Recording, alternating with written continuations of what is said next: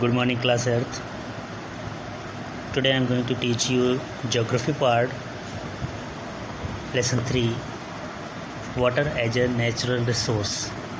Okay, सभी को पता है पानी हमारा क्या होता है, प्राकृतिक स्रोत है और ये रिन्यूएबल रिसोर्स है. ठीक है, रिन्यूएबल का मतलब होता है कि हम इसको बार बार इसको यूज कर सकते हैं. ठीक, it is found in the plenty on the earth. ये हमारे पृथ्वी पर पर्याप्त रूप में पाया जाता है. Earth has more water than the land. सभी को पता है कि हमारी जो पानी ये जो पानी है हमारी लैंड से ज़्यादा मात्रा में है. ठीक है, 3/4 surface of the earth has water.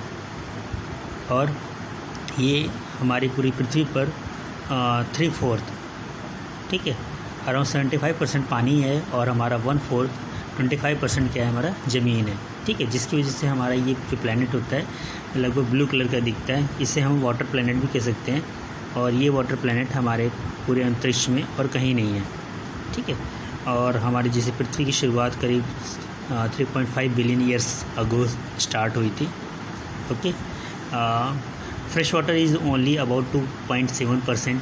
The maximum part of this fresh water is found in ice sheets and the glaciers in Antarctica and Greenland. ठीक है, इसका मतलब ये है कि हमारा जो फ्रेश वाटर है, पानी तो बहुत है लेकिन जो फ्रेश वाटर है जिसे हम ताज़ा पानी कहते हैं, जिसे हम पी सकते हैं, उसकी जो मात्रा केवल 2.7% की है. ठीक है, और मैक्सिमम फ्रेश वाटर जो है वो कहाँ पर है, आइस शीट्स के रूप में, ग्लेशियर्स के रूप में, अंटार्कटिका और ग्रीनलैंड में. ठीक है, only 1% of the water fresh water is available and fit for human use. और केवल 1% है जो पानी बचा हुआ है जो सिर्फ मानव अपना उपयोग कर सकता है. ठीक है, इसलिए आप देखोगे पानी जो है बिकना शुरू हो चुका है. बिकना क्या, बहुत पहले से बिक रहा है और आज भी और आने वाले टाइम में पानी बहुत महंगा होता चला जाएगा. ठीक है, क्योंकि फ्रेश वाटर बिल्कुल अवेलेबल नहीं है. Fresh water is very much valuable on the earth. इसलिए हमारी पृथ्वी पर इसकी बहुत ही ज़्यादा कीमत है. ठीक है, that is more valuable and very much required for the human beings for several reason. और बहुत कारणों की वजह से क्या होता है, ये मानव जीवन के लिए बहुत ही आवश्यक बना हुआ है. यहाँ पे देखिए पिक्चर बने हुए हैं, यहाँ पीते हुए खेत में और इंडस्ट्री में काम में यूज होता है. ठीक है, यहाँ देखिए बर्तन धुलने के लिए और यहाँ पे सड़कों की सफाई के लिए यूज होता है. राइट पार्ट में देंगे, यहाँ पे देखिए ओवर हेड टैंक जिसे बोलते हैं और dam. Okay, we need water for drinking, cleaning and other domestic purpose.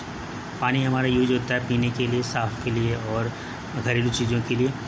और पानी हमारे इसलिए भी महत्वपूर्ण होता है क्योंकि पौधे और जानवरों की ज़रूरत है. ठीक है, क्योंकि इसके बिना हमारा जीवन बिल्कुल नहीं हो सकता. किसी हाल में, किसी सूरत में जीवन, हम ज़िंदगी ज़्यादा नहीं जी सकते पानी के बिना. और ये एग्रीकल्चर में ज़रूरत होती है, कल कारखानों में ज़रूरत होती है. पानी जो होता है, पानी से ही हमारी बिजली पैदा होती है, हाइड्रो इलेक्ट्रिसिटी पावर जनरेट की जाती है. ठीक है, जो हमारा कहाँ से आता है, डैम से आता है. Ocean water is source of mineral. और जो समुद्र का जो पानी होता है वहाँ पे हमें मिनरल्स प्राप्त होते हैं. ठीक है, अब हम पढ़ेंगे आवर फ्रेश वाटर रिसोर्स. हमारा जो ताज़ा पानी का स्रोत कहाँ पे होता है. ताज़ा पानी का जो स्रोत होता है हमारा वो बारिश ही होती है. ठीक है, maximum water goes into the river. और इसका ज़्यादातर पानी कहाँ चला जाता है, नदियों में चला जाता है. अभी जैसे बारिश होती है, बारिश होने के बाद बाढ़ आ जाती है, फिर धीरे धीरे जो बाढ़ का जो पानी होता है वो नदियों के माध्यम से फिर धीरे धीरे समुद्र में चला जाता है. ठीक है, तो water is a lake and ponds that is called surface fresh water. ये जो पानी और जो झील होती है, जो तालाब होते हैं, इनमें जो पानी होता है वो फ्रेश वाटर होता है. A part of rain water seeps into the ground. और कुछ हिस्सा जो पानी होता है वो क्या होता है, वो क्या होता है, वो रिसता हुआ. ठीक है, सीप मतलब होता है रिसना. ठीक है, रिसते हुए पानी. कभी कभी होता है नहीं, घर की छत जो होती है वो क्रैक हो जाते हैं और उसकी दरारों में से पानी रिसते हुए कभी कभी टपकने लगता है. ठीक है, तो डैट इज़ कॉल्ड सीपेज. जो सीलन आ जाती है उसे हम सीप बोलते हैं. ठीक है, तो इस तरह से होते हुए ग्राउंड में चला जाता है. इसे हम अंडरग्राउंड वाटर भी कहते हैं. ठीक है, और इस अंडरग्राउंड वाटर को हम डिफरेंट फॉर्म में यूज़ करते हैं. जैसे कुआं बना करके, कुआं जो होता है ट्यूबवेल के माध्यम से या हैंडपम्प के माध्यम से पानी को बाहर निकाल लेते हैं. ठीक है, वाटर साइकिल क्या कहता है, quantity of water remains the same. हमारी जो पानी की जो मात्रा होती है वो हमेशा पृथ्वी पर एक समान रहती है. वह ना बढ़ता है और ना ही घटता है. ठीक है, बल्कि ये क्या होता है, वो कभी वाष्पीकृत हो जाता है या फिर वो कंडेंस्ड संघनित होकर के बादल के रूप में दोबारा फिर वो पानी के रूप में, बारिश के रूप में वो वापस मिल जाता है पृथ्वी पे। ठीक है, इसी को हम प्रेसिपिटेशन और इवापोरेशन कहते हैं। तो ये इवापोरेशन और प्रेसिपिटेशन का जो प्रोसेस जो कंटिन्यू चलता रहता है, इसे हम वाटर साइकिल कहते हैं या फिर पानी का चक्र कहलाता है। स्कार्सिटी ऑफ वाटर मतलब पानी की कमी कहाँ पर होती है, जहाँ पर रेनफॉल अनइवन होता है। ठीक है, और कहीं कहीं पे पानी बहुत बारिश जो होता है बहुत ज़्यादा मात्रा में पाया जाता है। ठीक है, जैसे मौसम राम एक जगह पर है। It rains very less in the Thar desert, और हमारा जो थार का रेगिस्तान है या फिर वेस्टर्न भारत का जो राजस्थान का जो एरिया है, गुजरात का एरिया है, वहाँ पे क्या होता है बारिश बहुत कम, बहुत ज़्यादा नहीं होती है। ठीक है, उसी तरह से लेह, जम्मू में जो लेह है, जहाँ पे आजकल आप देखोगे ये जो इन जगहों पे क्या है, चाइना ने युद्ध छेड़ रखा हुआ है। ठीक है, लगातार कुछ न कुछ हरकतें कर रहे हैं। कश्मीर और ये जो लेह में है, यहाँ पे बारिश बहुत कम होती है। ठीक है, मानसून जो है अनप्रेडिक्टेबल है। ठीक है, इसमें हम कभी भी सही अनुमान नहीं लगा सकते। इट रेन्स अर्ली और लेटर, ये कभी जल्दी भी हो जाता है और कभी कभी बहुत देर से भी आता है। हैवी रेनफॉल कॉजेज फ्लड, और ज़्यादा बारिश की वजह से बाढ़ आ जाती है, और किसी किसी जगह पे कहीं भी बारिश बिल्कुल नहीं होती तो वहाँ पे सूखा पड़ जाता है। ठीक है, यहाँ पे देखोगे पाइप लाइन के थ्रू पानी की सप्लाई, और ड्रॉट किसी किसी जगह पे बिल्कुल सूखा पड़ा हुआ है। ठीक है, तो प्रकृति के अलावा मानव की कुछ क्रियाकलाप होते हैं जिसकी वजह से क्या होता है, पानी की कमियाँ हमें देखने को मिलती है। ठीक है, और जनसंख्या लगातार बढ़ने की वजह से क्या होता है, पानी की डिमांड भी लगातार बढ़ रही है।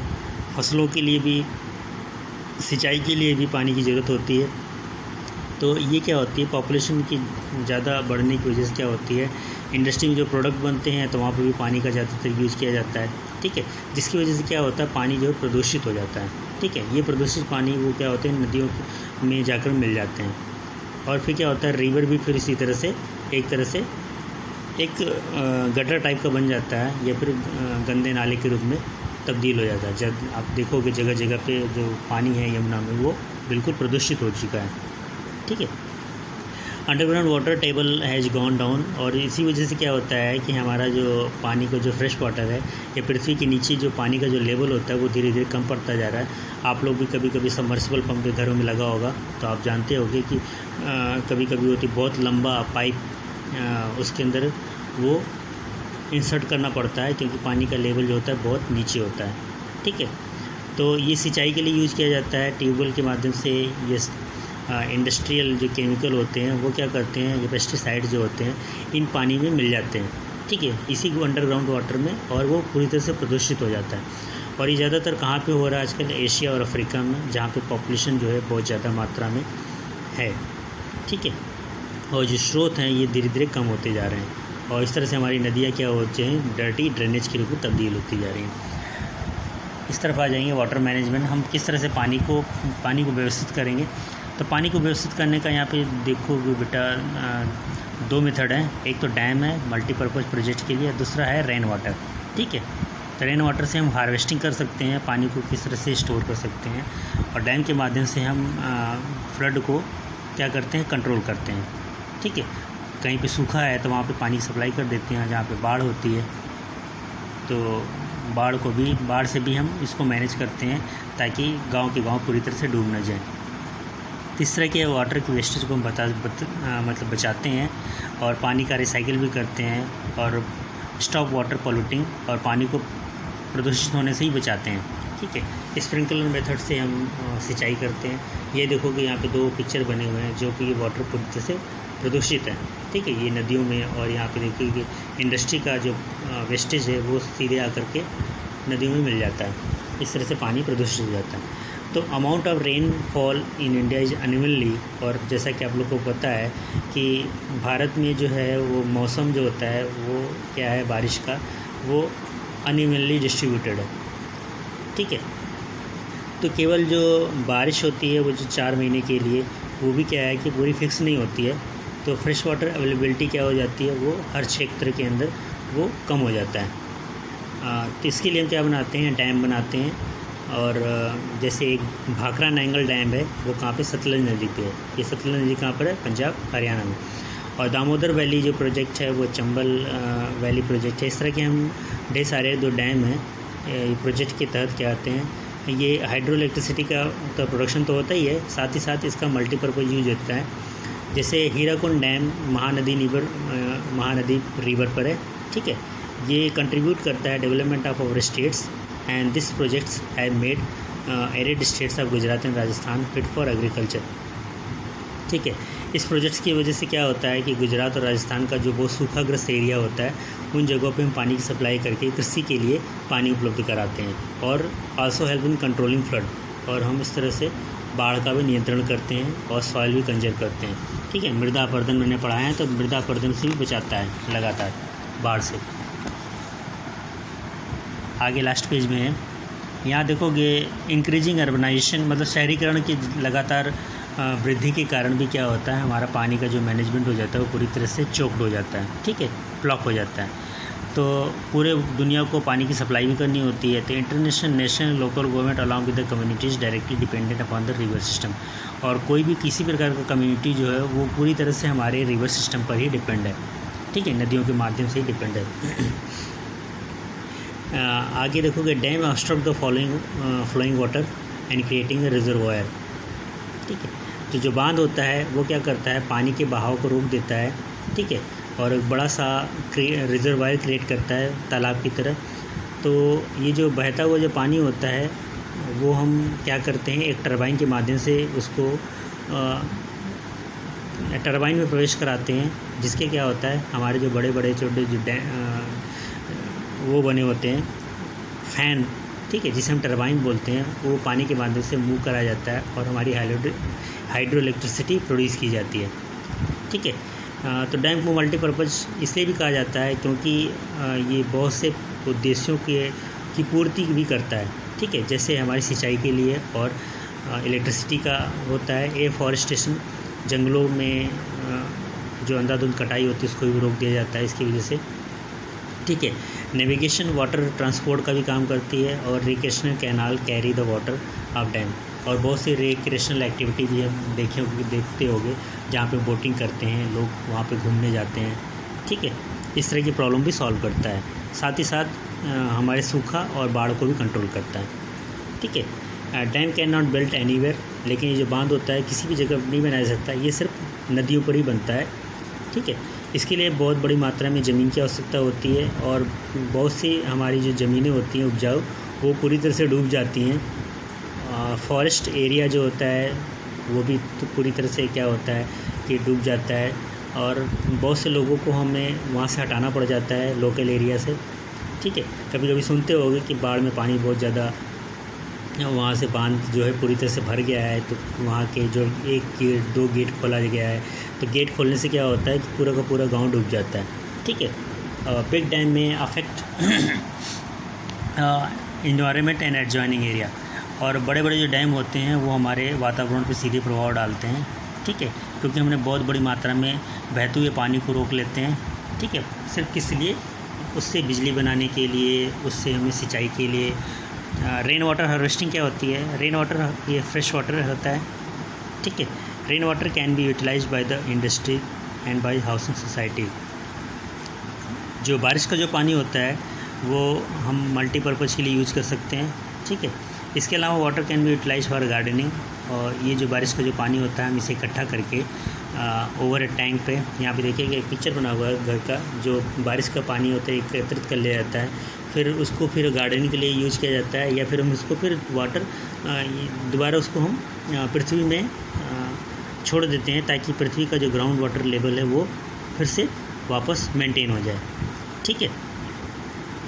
तो यहाँ पे देखो कि एक पॉन्ड है, पॉन्ड में पानी में ये रेन वाटर से ये क्या होता है, आप खुद ही जानते हो कि जब बारिश होती है तो जगह जगह जो तालाब होते हैं भर जाते हैं और तालाबों में पानी पहुंच जाता है, ठीक है। तो pond should be conserve for storage of rain water. इस तरह से हम पॉन्ड को भी जो है तालाबों को संरक्षित करना चाहिए, ठीक है। Rain water should be channelize into the grounds and meeting the other household need. इसी तरह से हम पॉन्ड वाटर को या रेन वाटर को चैनलाइज कर सकते हैं, मल्टीपर्पज़ के लिए यूज़ कर सकते हैं, स्पेशली गार्डनिंग के लिए, या फिर हम हाउस होल्ड जितनी भी घर की ज़रूरत की चीज़ें हैं उनको भी हम साफ़ सफाई के लिए और भी कई तरह के काम हो सकते हैं, यूज किए जा सकते हैं, और साथ ही साथ ग्राउंड वाटर लेवल को मेंटेन करने के लिए, राइट। तो देखोगे यहाँ जो पिक्चर बना हुआ है, एक इंटरेस्टिंग फैक्ट है, जो वाटर व्हील्स है, जैसे मेसोपोटामिया और हड़प्पा के बारे में अगर आपने पढ़ा होगा लास्ट क्लासेस में, तो पानी को किस तरह से वो मतलब कि सींचते थे। तो सबसे पहला जो मिला था वो 3500 साल पुराना है, ठीक है, जो हम पानी को कुएं के माध्यम से खींच करके सिंचाई के लिए यूज किया करते थे। आज आप देखोगे बड़े बड़े जो डैम बने हुए हैं, जैसे भाखड़ा नांगल डैम है, आप कभी गए हो घूमने? अगर आप बहुत से कम लोगों को मौका मिला होगा, अगर जाओगे कभी देखने के लिए, जैसे हीराकुंड डैम पे या फिर आसवान डैम नाइल रिवर का, ये तो बाहर है, लेकिन हीराकुंड डैम महानदी पर है, और भाखड़ा नांगल डैम जो कहाँ पर है, ये सतलुज नदी पंजाब में है, ठीक है। तो ये जो डैम होता है बहुत ही डरावना होता है। आप एक बात ध्यान से सुनना कि ये इतना आसान नहीं होता है कि आप अकेले वहाँ पे घूम सको, ठीक है। इतना विशाल होता है कि आप देख कर के डर जाओ, उसकी आवाज़ इतनी भयानक होती है, क्योंकि जो बड़े बड़े जो डायने लगे होते हैं, जो टरबाइन लगे होते हैं, अगर उसको चला दिया जाए और आप अकेले खड़े हो तो बहुतों को काफ़ी लोगों को हार्ट अटैक भी आ सकता है, ठीक है, क्योंकि ऐसा साउंड आपने सुना नहीं होगा। अगर टाइम मिला तो मैं आपको पिक्चर भेजूँगा कुछ डैम के बारे में, जिससे आप देखना, तो आपको एहसास होगा कि हाँ रियली में। और पास में अगर आपको घूमना है डैम, तो आप हमारी रिहंद नदी पे पास में मिर्ज़ापुर में आप ये डैम को देख सकते हो, ठीक है। मैं वहाँ पे गया हूँ, घूमा हूँ, इसलिए मैं आपको बता सकता हूँ। जो सबसे पास का जो डैम है, जो पूरे लगभग यहाँ पे आसपास की बिजली सप्लाई करता है, ये जो बिजली आती है हमारे उसमें, वो इसी डैम से आती है, ठीक है। नेक्स्ट आपका जो है इधर इसमें बताया गया है कि जो डीजल होता है, अगर 1 लीटर डीजल को हम नदी में छोड़ दें तो लगभग वो 2 मिलियन वाटर पानी को क्या कर सकता है, बर्बाद कर सकता है, ठीक है। ये हैं हमारे परमिएबल रॉक्स, वही रॉक्स होते हैं जिसे पारगम में रॉक बोलते हैं, कहते हैं। इसमें सीपेज जो होता है बड़ी आसानी से हो जाता है, मतलब सीलन जिसे बोलते हैं, ठीक है। कभी कभी जब चमत्कार जो देखते हो कि पूरा ऊपर से ब्लॉक है, नीचे से ब्लॉक है, लेकिन पानी का जो सोर्स है लगातार आता रहता है, तो वो सीपेज के माध्यम से ही आता रहता है, ठीक है। स्कार्सिटी का मतलब होता है कमी, ड्रॉट का मतलब सूखा होता है, डैम बांध को बोलते हैं, रेन वाटर हार्वेस्टिंग पानी जो होता है वो बारिश के का जो होता है हम कलेक्ट कर लेते हैं। तो हमने ये पढ़ा specially water is a natural and renewable resource, ठीक है। ये प्राकृतिक है और ये स्रोत रिन्यूएबल है, और हमारा जो पानी है वो लगभग पूरी तरह से सॉल्टी है। 2.7% वाटर इज फ्रेश वाटर है, ठीक है। रेन जो होता है वो फ्रेश वाटर कहलाता है, और जो बारिश होती है वो डिस्ट्रीब्यूशन बिल्कुल अनइवन है, और मानव की जो क्रियाकलाप की वजह से क्या होता है, हमारी पानी की ज़्यादातर कमी हो गई है। और there are 2 ways to conserve the water, पानी को संरक्षित कर सकते हैं 2 माध्यम से, एक डैम, दूसरा रेन वाटर हार्वेस्टिंग, ठीक है। और ये मैं एक्सरसाइज आपको सेंड कर दूँगा, ओके। आप इस वीडियोस को दोबारा ध्यान से देखिएगा, अगर आपको नहीं समझ में आता है और कोई डाउट्स होता है आप पूछ सकते हो। Thank you very much and have a nice day to all of you, okay बेटा, ठीक है। चलो फिर।